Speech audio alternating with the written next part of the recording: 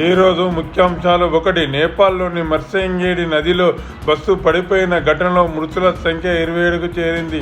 2. రోగులకు ముప్పు తెచ్చే ప్రమాదం ఉందని అనుమానాలున్న 156 ఔషధాలపై కేంద్ర ప్రభుత్వం నిషేధం విధించింది. 3. యూపీలో రాష్ట్ర ప్రభుత్వ ఉద్యోగులు, అధికారులు తమ ఆస్తుల వివరాలు ప్రకటించాల్సిందిగా యూపీ సర్కారు ఆదేశించింది.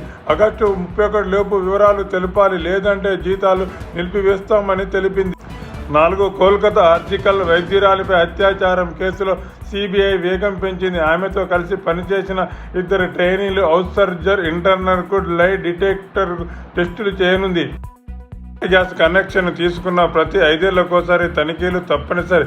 గ్యాస్ సిలిండర్ పేలుడు వంటి ప్రమాదాలను అరికట్టేందుకు ఈ తనిఖీలు నిర్వహిస్తారు.